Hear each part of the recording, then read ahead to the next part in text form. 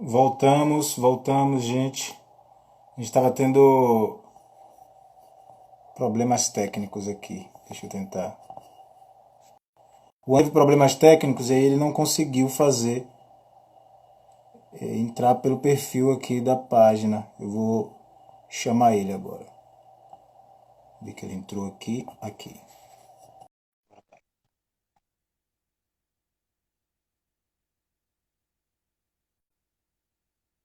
Tá aguardando. Agora, nossa, que difícil. Pronto. Pois é. Dessas coisas da tecnologia. Pois é, né? Que coisa. É, tinha algumas perguntas, se as pessoas quiserem fazer, a pessoa que fez a pergunta, as pessoas, acho que tinham duas perguntas, eu não tive tempo de anotar. Tinha uma que falou alguma coisa sobre um artigo seu, sobre Exu Oludiá e bioética, mas eu não sei como ela finalizou a pergunta. Eu perdi. Para mim não estava aparecendo, né? Então não. É porque para mim estava travando aqui tem uma hora que parou de subir, acho que quando eu fui ver a mensagem para Júnior e não subia mais. Eu não consegui. Será que. Enfim, pessoal, pode perguntar novamente. O professor Juan está aqui. Você estava no meio de um raciocínio, você quer finalizar ele? Quer retomar? Na verdade, eu acho que eu tinha concluído, né? Porque a ideia mesmo era ter sempre pensar nessa dimensão estratégica para a gente não se seduzir, né? Por um Sim. lado, e por outro, para que a gente não confunda, né? O caráter xenofílico do pensamento africano, que é presente nos terreiros, não é? Com não perceber, não é? Que estratégia foi essa, por exemplo, que Mãe Senhora colocava quando falava sobre essa distinção entre um discurso da porteira para fora e um discurso da porteira para dentro, quando ela sabia com toda a nitidez que não existia uma porteira para quem é do terreiro, mas não tem um fora para quem é do terreiro. Sim. Aqui, a pessoa voltou aqui, Josi Psi. Ela pergunta: como a liderança pode se posicionar pela perspectiva bioética de intervenção frente a esses atravessamentos ocidentais? Bom, Entendeu? a bioética de intervenção é uma perspectiva ocidental, a gente tem que lembrar disso, né? Então, ela é uma ferramenta construída na América Latina, não é para tentar enfrentar os problemas que a América Latina colocaram para nós. Então, acho que a gente também não precisa desocidentalizar perspectivas que são ocidentais. Elas funcionam bem aí, né? Acho que a vantagem da bioética de intervenção é que ela nos chama, desde a perspectiva ocidental, a ouvir, não é? Desafios, não é? Desde uma perspectiva de uma aglutinação de saberes que sejam críticos do processo colonial. É, tem uma coisa que a gente pode pensar numa distinção entre aquilo que é uma alternativa, né, aos problemas colocados, né, é, desde uma determinada abordagem. Então você tem uma abordagem A, você substitui essa abordagem por uma abordagem B, e você tem a possibilidade de tentar resolver os problemas da abordagem A no interior da abordagem A, sem sair para uma abordagem B. Me parece que o que a bioética de intervenção faz é resolver os problemas no interior da abordagem A. E isso não é um problema, isso é uma característica. Então, esse é um ponto. Agora, pensando como que se alguém, se a gente vai pensando numa liderança de terreiro e tentar pensar por aí, nós temos boas ferramentas, né? Sobretudo quando a gente pensa que dos primados, né, da prática de intervenção é o interesse coletivo, né? Que é o interesse também do terreiro. Acho que aí você vai pelas afinidades, né? Tenta ver com que o interesse ao terreiro e está presente nessa perspectiva, né? Que vai ter, por exemplo, uma dimensão da bioética de intervenção que vai lidar com interesses individuais, que é tensionado no interior do terreiro, né? Ou seja, o individual aqui é calibrado por aquilo que fortalece ou enfraquece o coletivo. Então, já digamos que não é que a gente aqui subsuma ou desapareça com o individual. O terreiro tem pessoas, tem figuras individuais, mas a questão é que os interesses dessa discussão do individual no interior do terreiro é mediado por aquilo que fortalece ou fragiliza a comunidade. Espero que tenha te respondido, Josi. Obrigado, Anderson. Mais alguém tem alguma pergunta? Eu lembro que tinha mais uma pergunta. E aí, eu não sei se a pessoa acabou de chegar ou chegou há pouco. Eu não consegui anotar as duas últimas perguntas. Se a gente precisou fechar, porque estava prestes a acabar o tempo da live, eu precisei fechar. Então, se você ainda estiver por aqui e quiser fazer novamente essa pergunta, aproveite, que é o momento, hein? Que era sobre Olojá, Eu, mas aí eu eu não acho sei que qual é a essa foi pergunta. de Josi. Eu acho que essa foi de Josi, que tinha a ver com bioética e tal. Mas Uhum. tinha uma outra eu não peguei. Essa outra eu não consegui anotar. Foi uma pergunta longa. Não, né? A Tem pessoa ainda não uma chegou. coisa, enquanto a pessoa vai escrevendo, só lembrar de uma coisa que eu acho muito interessante, que a gente lembra muito pouco, que está muito presente dentro dos terreiros, que tem a ver ainda com o individual, conflito, etc. Que é uma das coisas que a gente visualiza com muita precisão, né, no pensamento africano, sobretudo nesse que se divulgou a partir de Gana, né, que eu falava um pouco antes, Sim, sobre os modos de resolução de conflito, né, que tem a ver com individualidade e como que a comunidade lida com isso. É, o Kwasi Edu, né, que é um filósofo contemporâneo, então ele está lidando com um pensamento tradicional vivido no presente, está trazendo para a gente uma ideia muito interessante, lembrando que os Ashanti vieram para o Brasil, né, e fizeram parte, inclusive, do modelo de construção do candomblé. Se o Nicolau parece tiver razão, os Ashanti são parte desses povos que a gente acabou entendendo como Jeje, enfim, que eles são Euefon, né? sim. E o que acontece? Eles acabam, de alguma maneira, oferecendo parte do modelo que organizou os terreiros no Brasil. E que tem a ver com a discussão que ele faz sobre o que acontece quando nós temos opiniões divergentes numa comunidade, né, que é muito comum. Né? Ou seja, a comunidade não é feita com todo mundo pensando do mesmo jeito. Na visão romântica de E todo mundo pensa igual. exatamente, não tem todo mundo pensando igual, de jeito nenhum. Ou seja, o ponto é que essa comunidade, ao ser formada, né, com a sua diversidade interna, com a sua multiplicidade de perspectivas, de abordagens, de interesses, né, tem uma coisa que é um limite, né, ou seja, a comunidade não vai tolerar a presença de alguém que queira exterminar a própria comunidade, isso não, né, mas fora isso, as outras coisas vão se acomodando ali no interior. E ele chama atenção para uma coisa que ele chamou de consenso, né, ele pensa que as sociedades tradicionais africanas, elas são consensuais. E aí ele traz para a gente uma noção muito interessante de consenso. Consenso não quer dizer que todo mundo pensa a mesma coisa. Consenso tem a ver, e o consenso tem a ver com consenso para fortalecer a comunidade, ou seja, consenso em prol da comunidade, em opiniões diversas, divergentes, tensionadas, conflitadas, né?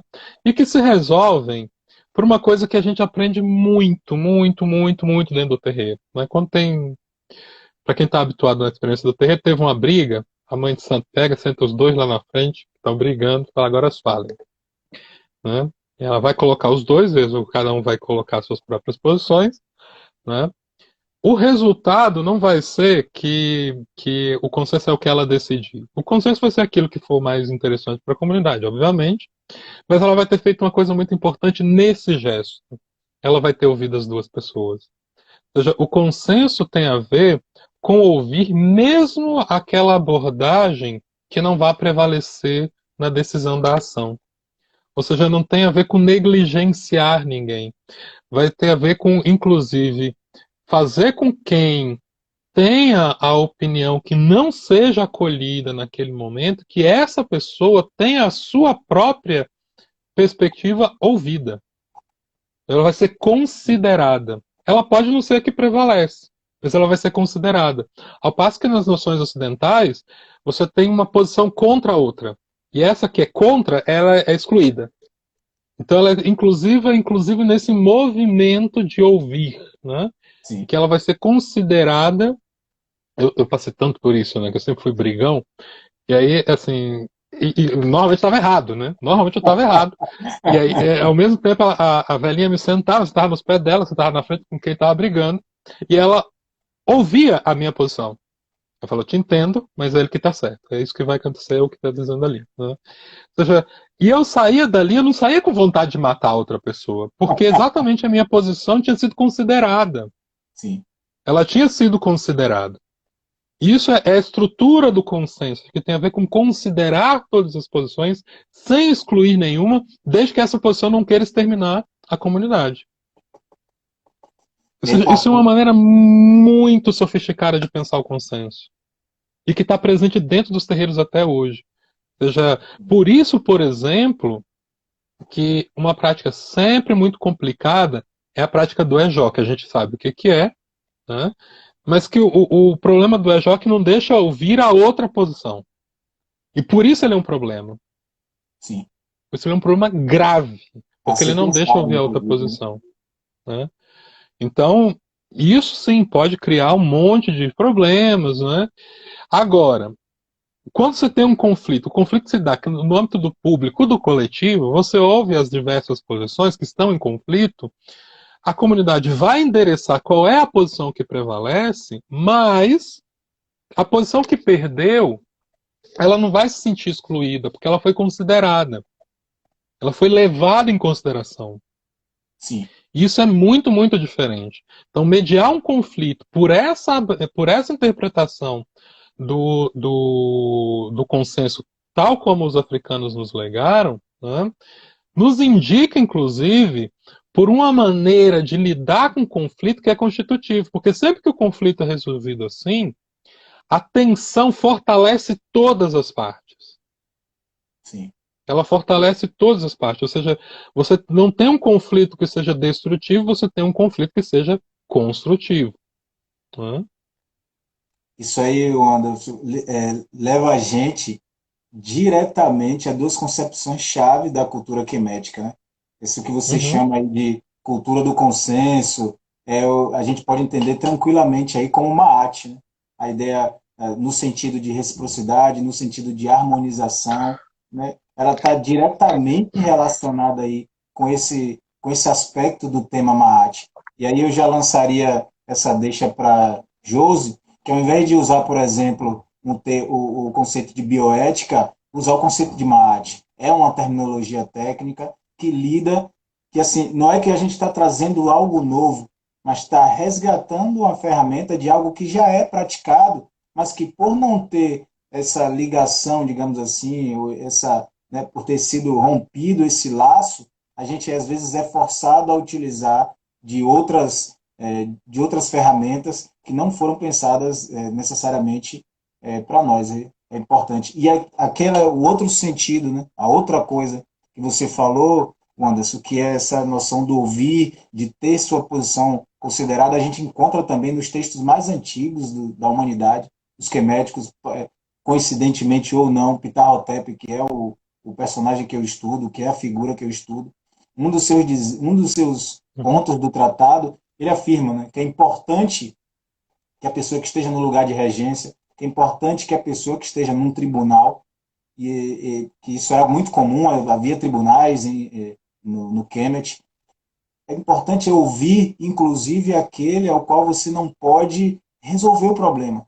É mais importante para ele, e aí eu vou usar a sua tradução, ter a posição dele considerada, muitas vezes, do que resolver o próprio problema. Porque muitas vezes, e aí a gente se aprofunda nisso, porque uma leitura rasa, superficial, faz a gente entender que é o seguinte: não, eu posso aqui maldosamente ouvir o que ele está falando, mas desconsiderar completamente aquilo que ele deseja. Mas aí, quando a gente toma essa abordagem que você trouxe, né, que é eu era uma pessoa que eu era briguenta, mas na maioria das vezes eu estava errado. E aí, a gente tomando esse dizer, né, esse alerta de Ptahotep, é que às vezes aquela pessoa que está reclamando, ela não tem razão, mas ela não sabe. Só que o fato dela não ter razão, o fato dela estar errada, não significa que ela não deve ser ouvida, que ela não deve ser respeitada naquela noção, que aí a gente entende também a noção de tempo, né? Que ela está num tempo tal, que ela não acessa aquela resolução, ela não acessa aquele cálculo, mas ela tem o modo dela de abordar e ela precisa, para aprender, né? Você hoje já é uma pessoa que você já reconhece e aprendeu com esses momentos, aprendeu com esses casos, viu que realmente aquilo foi o melhor para a comunidade, até para você mesmo, não ficou com raiva, não quis matar, quer dizer, a gente entende que os povos africanos eles já tinham essa noção, que são diretamente, são dois pontos chaves, né? Que é o conceito de Sedjen, que a Hotep e os queméticos usavam, de escuta, e aí a gente pode traduzir por vários termos, mas aqui, tranquilamente, eu poderia usar até o que você trouxe, que já é uma prática que acontece dos terreiros, de ter a posição considerada, e Maat, que é essa cultura de, de reciprocidade, de harmonização, né, de tentar manter a coesão e de equilíbrio da comunidade. Tem uma pergunta Tanto, aqui, Juan. tanto que eu não me senti injustiçado. Esse é o ponto fundamental, né? Eu não me sentia injustiçado, porque eu sentia que as coisas tinham se equilibrado. É verdade.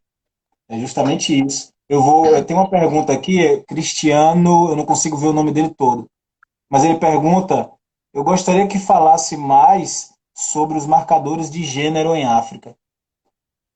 Desculpe, abri aqui. É Jean Cristiano Sam. Gostaria que falasse mais sobre os marcadores de gênero em África e dentro dos terreiros também. Sempre que eu estou chamando atenção para essa discussão, eu estou sempre com o horizonte da pesquisa da OIA-UNE, né? E ela Ah, está introduzindo essa questão de maneira muito pontual. Ela está fazendo um contraste entre as sociedades iorubás, né? Sobretudo aquelas do sudoeste da Nigéria. Né? E Yorubalândia é maior do que o sudoeste da Nigéria. Para pensar que antes da colonização essa divisão da sociedade por gênero não acontecia, né, em contraposição ao processo de colonização que acontece hoje. Esse processo de colonização que acontece hoje, em grande parte, herda as noções ocidentais de gênero. Então, hoje nós vamos encontrar famílias patriarcais, hoje nós vamos encontrar práticas generificadas no contexto da Nigéria. Então, os marcadores de gênero não são diferentes de uma maneira geral. Apesar de que a própria ideia de gênero estabelece, né, marcadores diferentes para cada situação, para cada lugar. Uma mulher mais velha, uma mulher mais nova, uma mulher negra, uma mulher branca, enfim, os marcadores de gênero não são universais e eles se entendem assim, né, para quem estuda a teoria de gênero. Então, quando eu estou pensando nessa estrutura que a OEU me descreve antes da colonização, me parece oferecer mais solos, né? Porque esse solo que a Nigéria tem hoje não parece nada com o solo brasileiro. Nada. Absolutamente nada. Porque também a colonização lá aconteceu de outro jeito da que aconteceu aqui. A colonização foi muito mais recente lá. A colonização começa na Nigéria no século XIX, não durou 100 anos. Então tem uma outra, foi uma colonização britânica, a nossa foi portuguesa, então com outros valores, outro jeito de pensar, inclusive marcadores de gênero. Então, se a gente for pensar, a Nigéria colonial, e hoje a Nigéria é generificada, todo mundo sabe disso, o homem também, a gente está num outro registro. E aí me parece mais interessante, né, tentar pensar hoje, né, o que é que sobreviveu à colonização, tanto lá como aqui. Então, aí a gente consegue ver que isso parece que é ponto pacífico, que a colonização tentou exterminar, mas não exterminou a tradição. E só por isso que a gente tá tocando candomblé até hoje, e que as pessoas têm bolhas, vamos dizer assim, da tradição pré-colonial lá. Então, acho que esse é um ponto fundamental, né, para tentar imaginar em como que essa sociedade que não tem gênero, ou seja, não tem marcador de gênero, é que não tem gênero, se relaciona com a experiência generificada. Então, como é que isso boicota, né? Como é que isso pode fissurar, né, ou fraturar, criar fraturas na gramática de gênero que a gente tem hoje. Eu tentava explicar exatamente isso quando eu falava de como isso acontece no terreiro. Né? Você tem as funções de gênero intermediárias, sobretudo na figura das pessoas que não entram em transe, porque para as pessoas que entram em transe, existem coisas que estão vinculadas com gênero? Existem, mas a maior parte delas são insignificantes.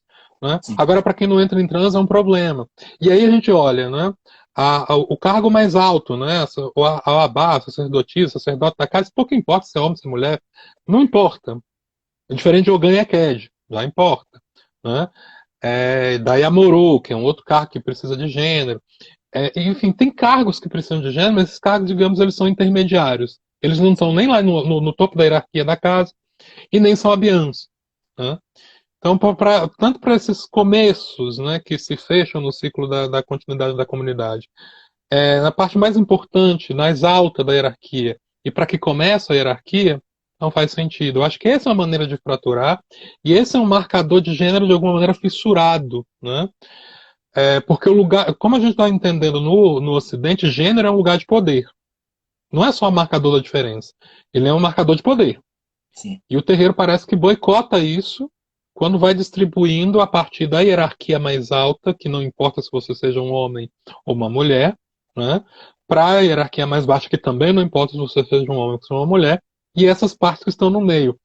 Isso não quer dizer que os marcadores não existam, quer dizer que eles são fraturados. Esse é um ponto fundamental. Ou seja, como fraturar e não reproduzir meramente o mesmo patriarcado, nessa lógica em que o ponto mais alto da hierarquia explode a necessidade do patriarcado funcionar como funciona em outros lugares. Né? sim. Eu acho importante o que você falou, né, no sentido de que você falou duas coisas, né?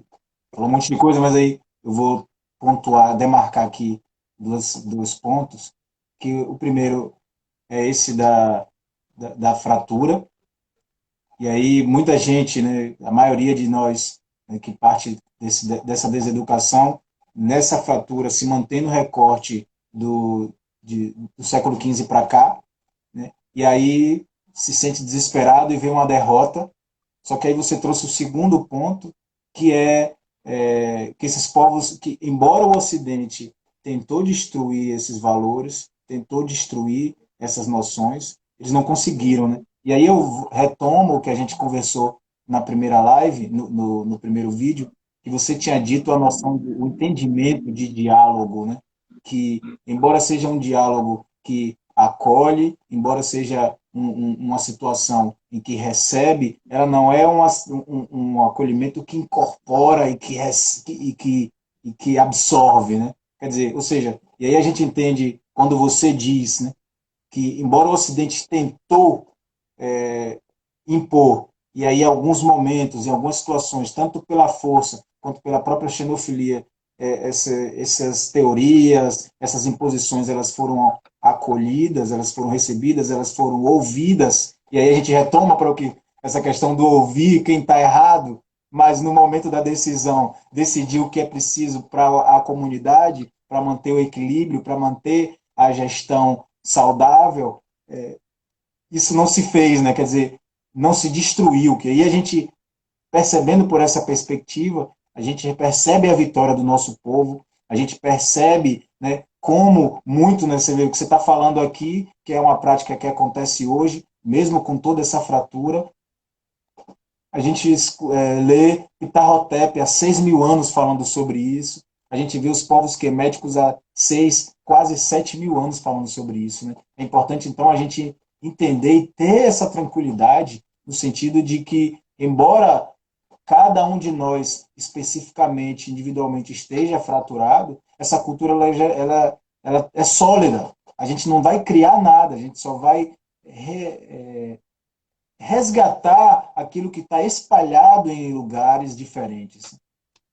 Tem uma outra pergunta aqui, que é: saudações, pergunto, há limites para a escuta na política? Por exemplo, como ouvir argumentos fascistas? Aí a gente está partindo da noção de política que é ocidental, que é alienígena, né? Tem toda uma discussão aí que é muito mais ampla do que isso, né? Beleza, a gente não escuta fascista, mas também a gente cala, deixar ele falando lá, e aí ele continuar gerindo, né? Isso não resolve muito também, né? Então a gente precisa tentar achar estratégias mais inteligentes, né? O que você diria, o Anderson sobre essa pergunta. Cris Gorski perguntou. Cris, eu estou aqui pensando no interior das nossas casas, né? Muito embora, né, seja importante lembrar que as nossas casas não são com pessoas todas iguais, né? As nossas casas elas devem ter a função de educar as pessoas. Pode ser que chegue uma pessoa com uma postura fascista dentro da minha casa? Pode. Mas a minha função não é dar sentido à postura fascista dessa pessoa, porque se ela entrar na minha casa, se ela for parte, se ela quiser ser minha descendente dentro da minha casa, são os valores africanos e indígenas da minha casa que ela tem que seguir. E ela vai saber disso antes de entrar. Eu acho que ela vai ter que experimentar aquilo ali, saber esse é o contexto, como essa casa funciona. Ela que ela quiser ser fascista, ela vai ser fascista, isso não é uma questão que eu possa mexer. Mas eu acho que dentro da nossa casa não é não é tranquilo, por exemplo, que eu estou aqui lembrando do problema que teve nas eleições, né? Quanto Sim, de gente de terreiro, quanto de gente negra votou no Bolsonaro, né? E aí, e aí é uma coisa para a gente lembrar que às vezes, né, que isso tem a ver com uma coisa que a Estela estava perguntando antes, né? Como que a gente mantém as tradições dentro da nossa casa? Muitas vezes a gente mantém as tradições só dentro do ritual, ou seja, a gente incorporou aquele discurso da porteira para fora, que Mãe Senhora tenha dito, como se ele fosse da porteira para dentro. Isso é um problema que nós temos que nos responsabilizar hoje. Muito do que era tradição, no sentido de. E eu não estou pensando em tradição como uma África mítica, perdida, nada disso. Mas não como aquilo, a transmissão daquilo que é constitutivo da comunidade. Isso se esfacelou. Isso se esfacelou em vários lugares. Isso se esfacelou porque a gente abriu as nossas casas para o racismo, abriu as nossas casas para o patriarcado, abriu as nossas casas para um capitalismo selvagem que contraria o mercado odiar de Exu. Ou seja, as nossas casas não são bolhas, elas não têm um escudo protetor contra a nossa agência coletiva. Se nós, enquanto coletivo, decidirmos que a gente não vai mais seguir a tradição, beleza. Você acha que o Orixá vai estar nem aí para isso? Ele não vai estar. Ele é parte da comunidade e ele vai fazer igual a minha avó e vai escutar a gente e vai escutar o lado certo e a história vai contar o que tem razão, percebe? sim, Né? Só que aí o tempo dessa experiência é um pouquinho maior. Não adianta a gente também pensar que a gente está numa espécie de bolha, numa outra dimensão, que o terreiro é uma dimensão. Não é, a gente está aqui. E aí é importante que a gente tenha consciência, eu não gosto dessa ideia de consciência, mas que a gente compreenda a nossa história. Que a gente conheça a nossa história e entenda como é que o terreiro se constituiu. Ele precisa manter os mesmos valores que ele tinha lá atrás? Não. Algumas casas vão fazer isso e outras não. sim, Mas se a gente lembra como os terreiros nasceram, isso com qualquer instituição, mano. É o que fez, por exemplo, que alguns quilombos passassem a reproduzir na sua história outras matrizes culturais que não as negro-africanas, enfim, isso está cheio na história. Né? É sempre importante que a gente tente imaginar, senão a gente vai fazer a mesma pergunta para o terreiro que algumas pessoas estão fazendo para o EUMI, que está estudando o negócio antes do século XIX, né? Na verdade, antes do século XVI. Mas vem cá, como é que isso que você está dizendo se aplica ao que a gente está vivendo hoje? Não, peraí, a gente só tem que rastrear como era antes para entender o que a gente perdeu e o que a gente está fazendo hoje. E aí a gente sobrepõe essas duas imagens. Né? Aí, obviamente, a gente tem experiências hoje que não são experiências que vêm dos nossos ancestrais africanos, dos nossos ancestrais originários dessa terra. E é o que a história legou pra gente. Mas aí o ponto é o que a gente faz com essa história. Agora, a gente não tem como reconstruir isso se eu não sei quais são os legados, que aí é aquela coisa que o Jairo vive dizendo, né? Se você só manteve do legado a receita do ebó, acabou. pois é. Acabou, né? Acabou. O ebó vai funcionar. O ebó vai funcionar. Mas os Sim, valores que sustentaram, que deram sentido àquele ebó, não. Então, aquilo que a minha mais velha sabia fazer, que era inventar ebó novo, a gente já não vai fazer mais, entende? sim. E aí eu Esse acho que é que o grande ponto fundamental. você trouxe, velho, você trouxe agora o, assim, a chave, né? Que é entender isso. A gente não está aqui na cultura da reprodução, né? E aí a gente retoma o que você falou no início, né? E que alguém perguntou sobre a noção de agência, mas de poder criar, né? De poder improvisar na falta, né? Que se a gente fica na mera reprodução, que é uma reprodução que foi necessária até um momento, porque a gente estava numa situação hostil, não que não esteja agora, mas é um outro contexto, né? Aconteceram vitórias que possibilitam, por exemplo, a gente está tendo essa conversa aberta sobre isso, né, no ambiente de terreiro, que era algo que antes se chamava de segredo. É importante a gente entender também, e foi algo que você trouxe, eu não vou dizer que foi você que disse, mas é uma interpretação que eu tomo, que muitas das coisas que a gente entende no terreiro como segredo são coisas que na época era preciso ser mantidas em segredos para se manter quando a força das armas, né, e não havia qualquer outro tipo de proteção.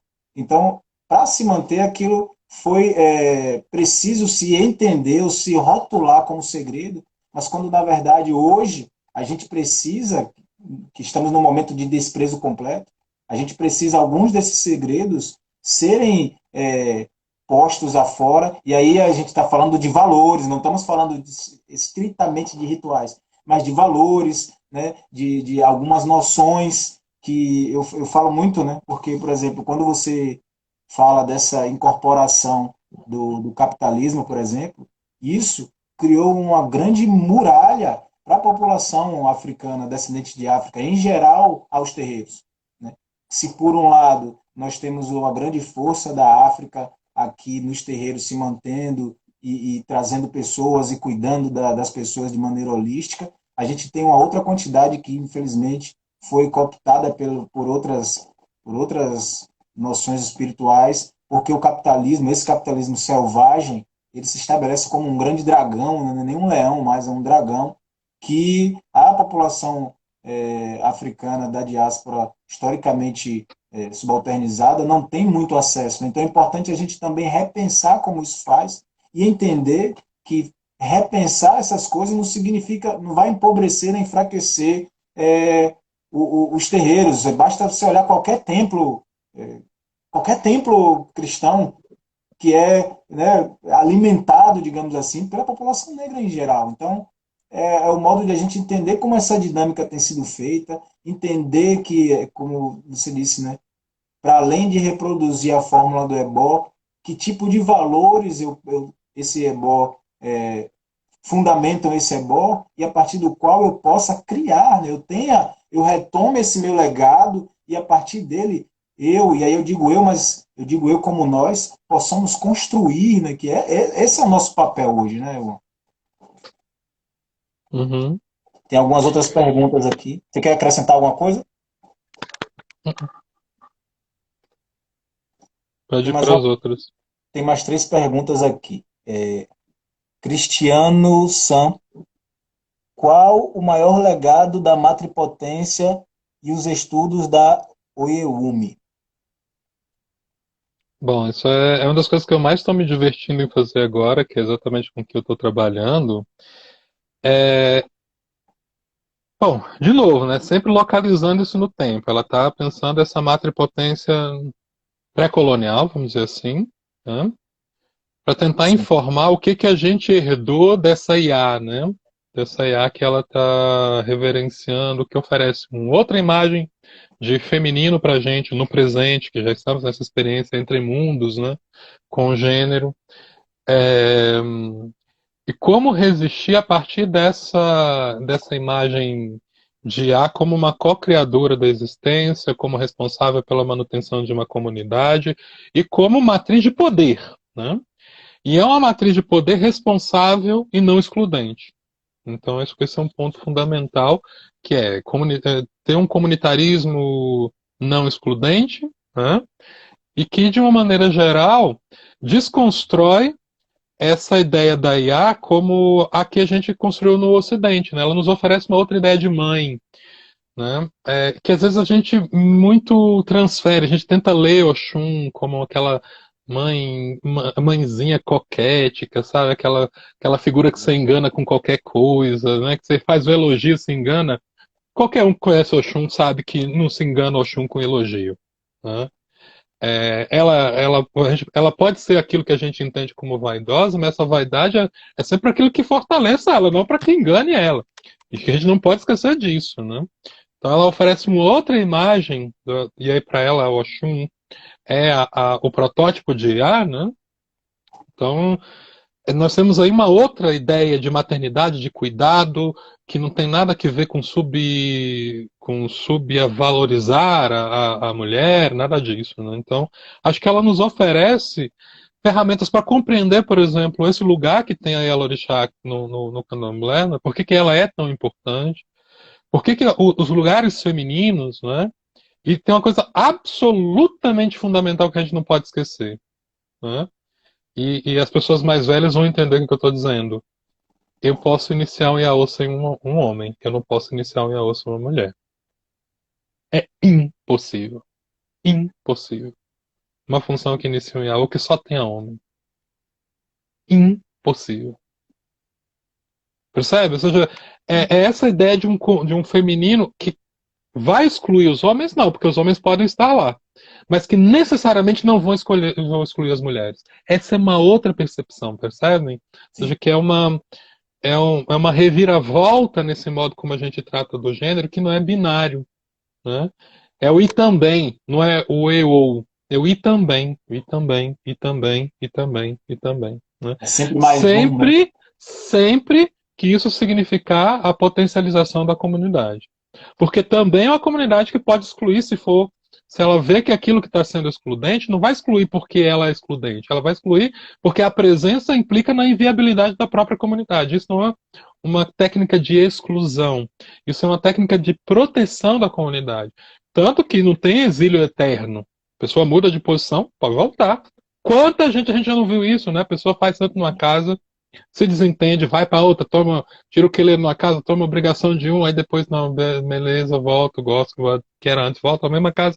Isso a gente viu, tá cansado de ver isso acontecer, né? E, ou seja, tem uma dinâmica de circulação de pessoas que não passa uma fronteira de uma exclusão permanente. Fortalece ou não fortalece a comunidade? Esse aqui é o ponto. Perfeito. Alguém perguntou aqui onde encontrar seus textos. Tem sua página no Facebook, né? Tem sobre o Iume, suas traduções sobre o Iume, tem. No site Filosofia Africana, filosofiaafricana.ible.com. Anota aí, hein? Anota aí, hein? É importante. O Anderson tem produções importantíssimas. Traduções da Ueume e artigos também muito importantes sobre o tema. Tem mais três perguntas aqui. De M.E.R. Diego. Gostaria de ouvir de Flor sobre o discurso de embranquecimento do candomblé. Ele tem três aqui. Deixa eu ver se as três podem ser resolvidas em bloco. Ou, ou para o xirê da consciência negra. Esse aqui tá. Ou para o. Acho que era um comentário. Esse aqui foi um comentário. Sou Ramon Ogando Alaroquei. Gostaria de ter contato com a professora. É, esse aqui tá. Deve estar É um bebendo convite, cerveja. né? Eu não sei, ele falou Não, que. não, é um convite, mas aí a pessoa pode fazer para a Estela que está aí, ele convida, clica no nomezinho dela Ah, tá, e porque eu vi um convida palavrão ela. aqui, eu pensei que ele estava xingando, é o nome da. Ah, tá, eu Não, entendi é a errado professora aqui. Estela Caputo. Eu entendi errado aqui, eu entendi que ele estava xingando aqui. Beijo, Estela. A Estela é professora da UERJ, Sim, sim, eu uma entendi outra professora lá da coisa aqui. ETE. Não, tranquilo, é. Sou Ramon, é isso, é. Mas a pergunta dele foi: você quer que eu repita ou. Qual foi a primeira, né? Porque você acabou passando a segunda. Ah, Sim, sim, sobre o embranquecimento. isso, o Então, embranquecimento do candomblé. é, depende muito do que a gente esteja chamando de embranquecimento, tá? Acho que para mim embranquecimento é deixar entrar uma relação predatória capitalista, é deixar entrar o racismo entrar, deixar entrar o racismo e deixar entrar o patriarcado. Porque não é a mesma coisa que deixar entrar gente branca. O candomblé sempre teve gente branca. Não é isso que embranquece o candomblé. Lembra que a gente estava falando antes que para as tradições africanas o negócio não é excluir? Então, as pessoas brancas estarem ali não é um problema. A questão é o conjunto de valores que são herdados da nossa tradição afro-indígena. A nossa tradição afro-indígena não é do berço ocidental branco. Ela é uma tradição não branca. E se a gente substitui esses valores pelo patriarcado ocidental, pelo capitalismo, em que eu já não sei mais a diferença entre um filho de santo e um cliente, que eu não sei, não tenho mais a ideia de família funcionando na organização da casa, né? Se eu tenho uma relação onde eu acho que é CAD, que é um cargo fundamental, que pelo próprio nome significa segunda pessoa da dirigente, que é segunda pessoa, inclusive com relação ao orixá, que é quem cuida dele, quem tutora o orixá. Se eu acho que essa pessoa tem que servir prato para o Ogã, porque o Ogã está com preguiça de comer, se eu introduzir uma relação machista dentro do terreiro, o que isso significa? Significa que eu deixei que todos esses valores, que foram valores coloniais, entrassem no terreiro. Isso é embranquecimento. Eu acho que isso é o que a gente tem que se preocupar, tendo ou não pessoas brancas no interior do terreiro. A gente tem que se preocupar com a entrada desses valores. Eu não quero entrar agora numa treta de se tem que não ter ou não ter gente branca. Gente, nunca teve um candomblé sem gente branca. Qualquer pessoa que estudou a história dos calundus sabe disso. E os calundus são mais velhos do que os candomblés. E são os pais do candomblé. E a gente sabe, né, como que essa coisa foi acontecendo por estratégia, inclusive, das nossas mais velhas. Então, a questão do embranquecimento é o embranquecimento de valores. Se a gente substituir valores, nosso comunitarismo pelo individualismo, a nossa troca econômica, que é completamente socializante, pelo capitalismo, se a gente substituir o nosso matriarcado, que não é excludente dos homens, por um patriarcado que é subalternizador das mulheres, aí a gente fez o embranquecimento do candomblé. Pode ser que uma casa seja toda preta, e ainda assim ele tenha se embranquecido. E esse é um ponto fundamental. Isso tem a ver com valores. A gente não pode também personificar, porque não, embranqueci a casa porque eu tenho, sei lá, 60 filhos de santo, desses 63 são brancos, então eu tiro os filhos brancos da casa e resolvi o problema. É isso? Não é isso. Não é esse o problema, né? O problema é um conjunto de valores que a gente coloca para dentro ou impede de funcionar criticamente, né? Ou seja, porque é muito difícil. Lembra que a porteira é um discurso estratégico, ou seja, o colonialismo está sempre batendo na nossa porta. A nossa decisão é se a gente abre ou não para que ele entre.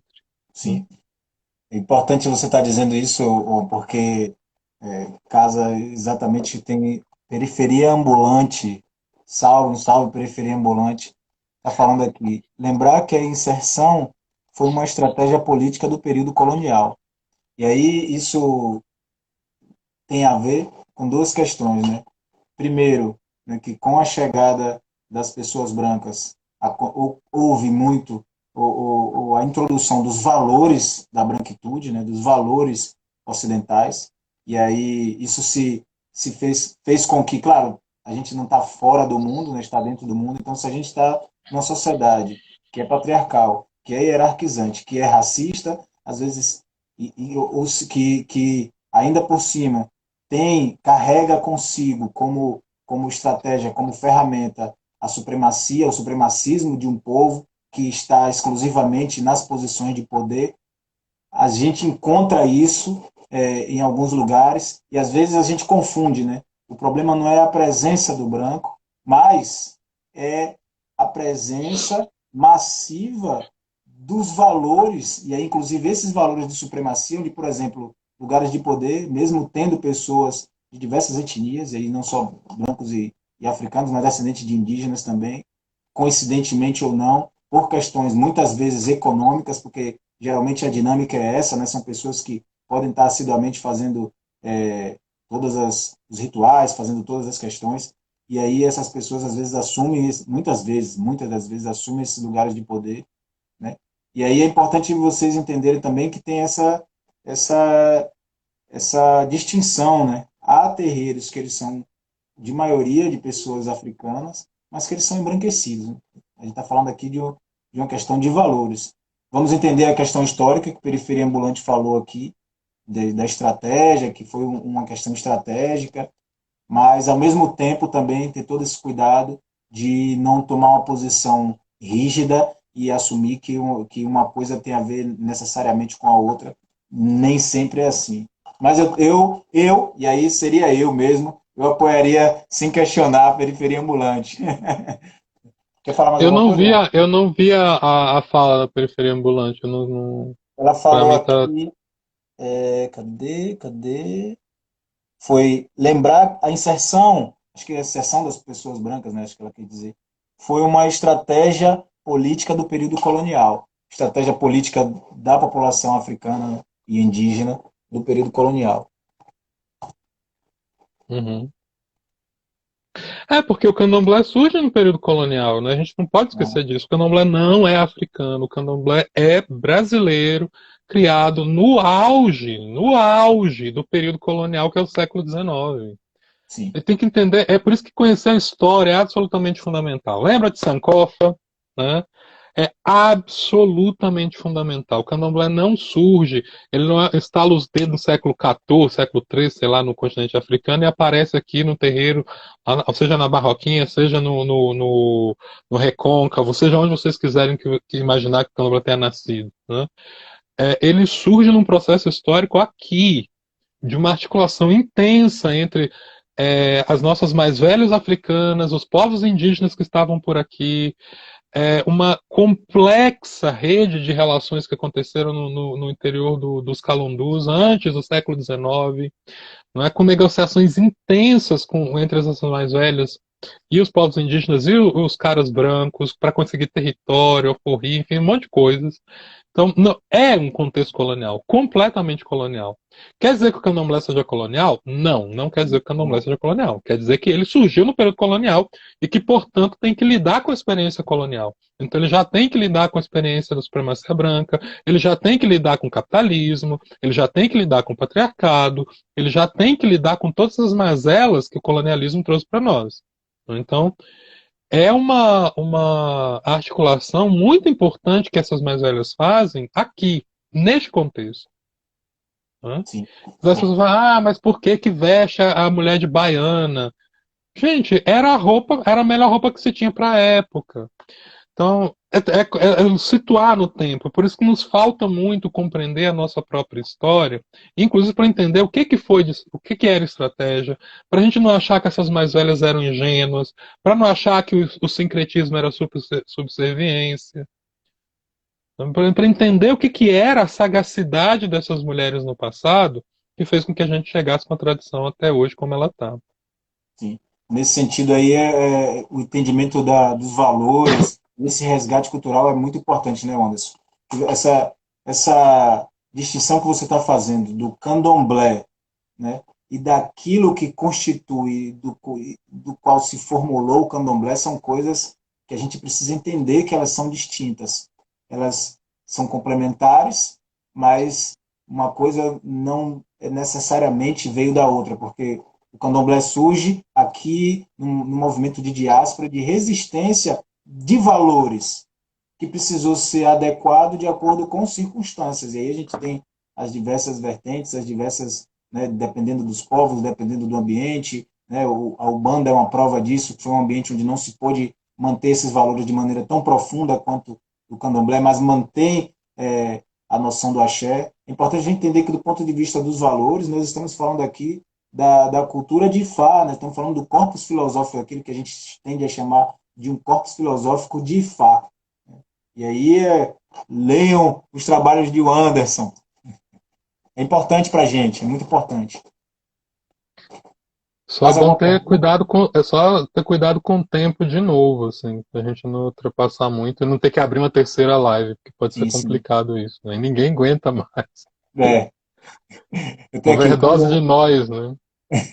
Já perguntaram aqui, mas acho que foi alguém que chegou depois. Perguntaram o candomblé é uma religião. Cadê? É uma religião matriarcal. Acho que alguém chegou. Ficou gravado aí. Está respondida a sua. sua pergunta, mas, Luan, você quer falar alguma coisa? Tá gravada lá o vídeo. A gente só precisa entender o que é matriarcal. Acho que esse é o grande problema. E a gente tem uma dificuldade gigantesca porque as palavras são ruins. Nem a palavra patriarcado e nem a palavra matriarcado são palavras africanas. E nem indígenas. Ou seja, a nossa matriz, não é que é afro-indígena, não está contemplada por nenhuma dessas duas palavras. Mas, como a gente entende que pelo menos as formas recentes de matriarcado são resistências ao patriarcado, e aí a gente já tem uma ideia mais ou menos do que seja patriarcado, a gente consegue, de alguma maneira, responder isso dizendo que sim, se por matriarcado nós entendemos que não seja patriarcal. E aí sim. Mas matriarcado também não é uma palavra potente para o contexto que a gente utiliza. O próprio Sheikh Anta Diop chama atenção sobre isso, já porque é o repertório de estrutura de parentesco de organização de parentesco que tinha para a época que ele estava discutindo, né, para organizar algo em torno da figura, né, do poder em torno da figura do masculino ou de um feminino. Esse é o ponto, né? O masculino encarnado pelo pai, o feminino encarnado pela mãe. Nesse sentido, obviamente, não é o candomblé não é matriarcal, mas ele também não é patriarcal. E é por isso que o Sheikh Anta Diop reverte e torce essa ideia para dizer o que nós chamamos de matriarcado aqui tem que estar incorporado, e isso é uma coisa que ele insiste, a gente não presta atenção. Todos os quatro ou cinco pilares, dependendo da leitura que vocês estejam fazendo, que ele faz da unidade cultural africana, só existem em articulação. Você não pode isolar um deles do outro. Se você solta o matriarcado da xenofilia, nenhum nem o outro funciona.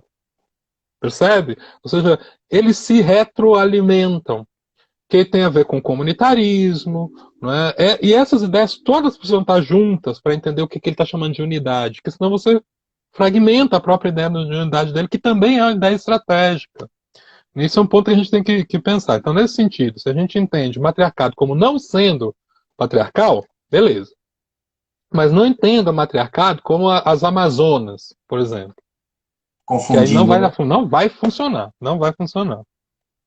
É É, questão de conceito, né? nós usamos esses termos aqui todos sob protesto, né? O próprio idioma que a gente usa é sob protesto, ele não é nosso. E aí é importante também, eu vi alguém comentou alguma coisa assim, que é importante não confundir, né? Embora candomblé, umbanda, enfim, seja diferente do corpo filosófico de Fá, não significa, e aí é onde a gente entende, né? Todas essas vertentes, elas são produções construídas para manter os valores dentro de um contexto histórico específico. Então, com isso, a gente quer dizer que hoje nós estamos no contexto que é muito diferente e que permite com que nós resgatemos mais coisas do que ela era antes. Então a gente não está voltando para um passado mítico e tentar aqui viver uma coisa que está na nossa imaginação. Mas fazer esse resgate hoje com mais força, entendendo historicamente o que significa os terreiros, né, que são ambientes de resistência, não só resistência, de manutenção da cultura, de manutenção da identidade, que são tais porque historicamente, num período, só foi permitido, né, até aquele ponto, não é nem que foi permitido, mas é o que se conseguiu chegar dentro da luta. E no nosso movimento hoje de continuidade da luta, é de trazer, de resgatar mais profundamente esses valores para que esse candomblé se torne cada vez mais africano. Né? E aí eu linko com o que você falou, né?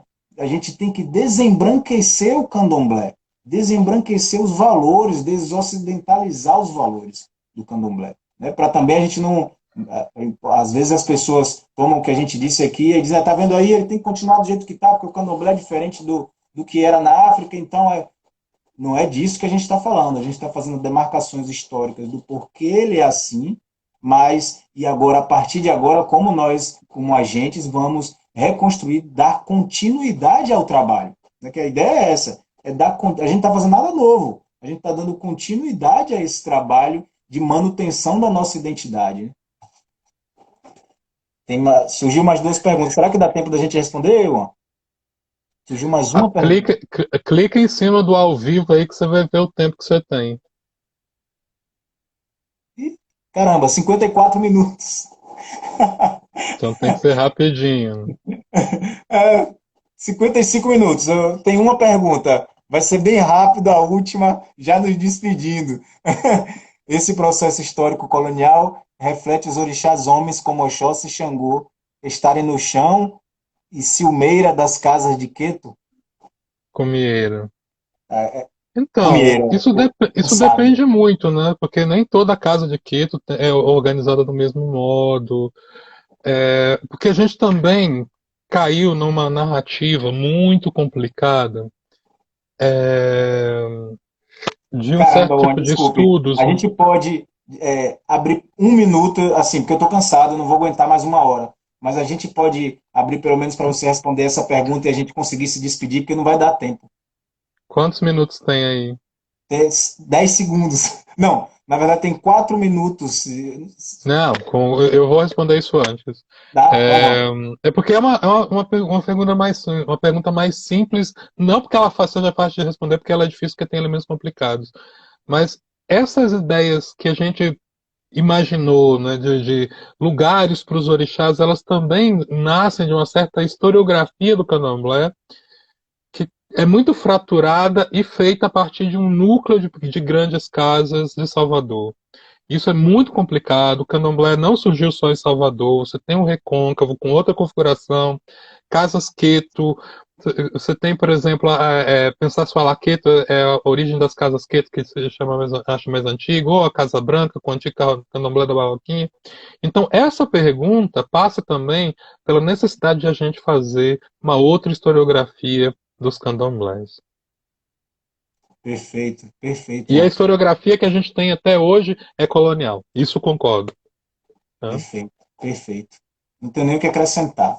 Quem quiser continuar essa pesquisa, continuar essa discussão, procure os textos do An, sigam o An, vejam aí qual é o perfil dele, sigam o An, me sigam. Eu não lido especificamente com o candomblé, com as comunidades de terreiro, mas eu faço o trabalho aqui em complemento com o An de apresentar os valores africanos muito antes da existência do próprio Ocidente, né? Então, quando o Pitarhotep estava falando o que ele estava falando, o Ocidente sequer existia. Então, esse movimento de resgate ele pode ser feito complementarmente com esse trabalho de pesquisa do AN, com o trabalho de pesquisa que eu venho fazendo. Eu gostaria de, mais uma vez, agradecer ao Quilombo a Laroque pelo convite, por proporcionar a todos nós, né, essa dádiva de estar aqui ouvindo esse mais velho, essa pessoa que tem um trabalho sólido e muito importante, não só para nós aqui em Sergipe, não só para nós aqui do Brasil, mas para a África em geral, porque o trabalho que ele está fazendo é de resgate, de cuidado e de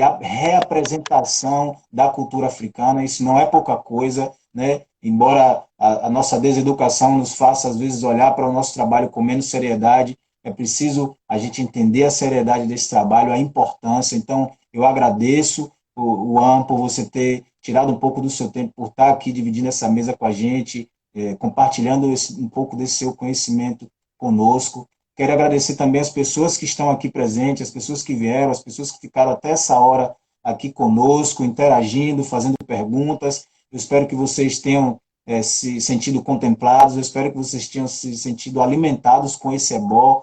Juan, vou deixar agora a fala com você, mais velho, a sua bênção, fique à vontade.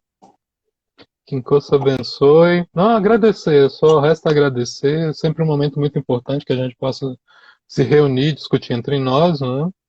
E poder, né, fazer circular essas coisas que não são minhas, né?